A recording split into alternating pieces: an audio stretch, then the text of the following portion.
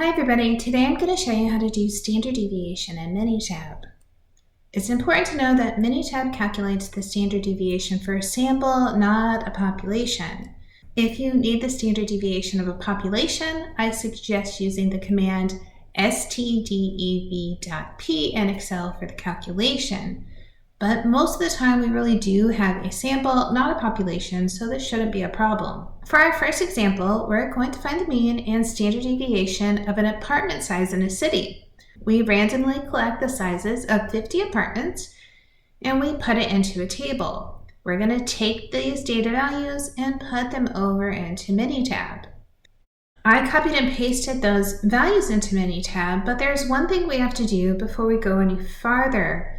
Minitab by default likes all of its information to be in a column. It doesn't want to see it in multiple columns, so we need to reorganize our data. To do that, I go to Data, and then I select Stack, and we're going to stack our columns.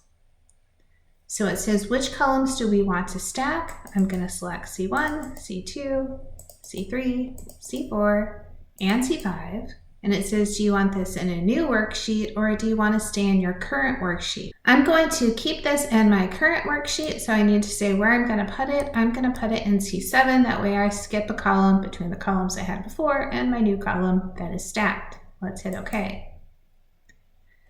So now I have my long list of data. Now I'm ready to find the mean and standard deviation. I go to Stat, Basic Statistics, Display Descriptive Statistics, and it says, where is your data? We just put it into C7. Then we're going to hit the Statistics button. We want the mean, we want the standard deviation. I don't really need any of the other values, so I'm going to unclick them.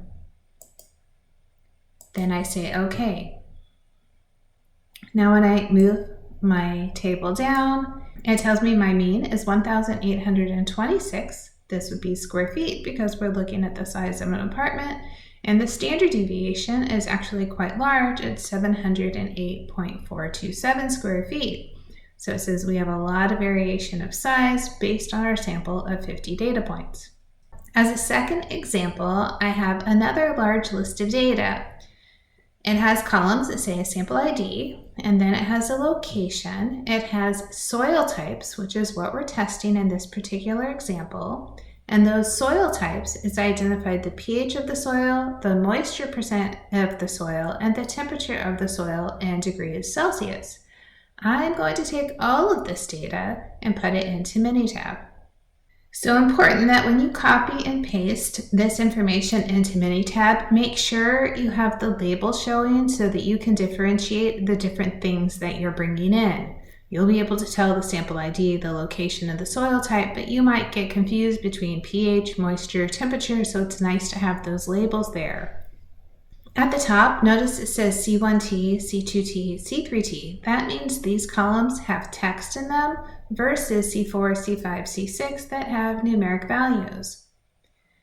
We're going to find the mean and standard deviation of the pH level, the moisture, and the temperature, and the good news is we can do it all at once. I'm going to go to Stat, Basic Statistics, Display Descriptive Statistics, and this time I want to pick those three columns, pH, moisture, and temperature. When I go to Statistics, I'm just checking that I have these two things checked, mean and standard deviation. You might also find it interesting to pick other things like minimum, maximum, and range. You can pick the information you want based on the question you're being asked or what you're trying to analyze.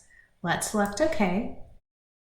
Now I have this nice table of values that tells me by row the mean, standard deviation, min, max, and range for my pH, moisture, and temperature.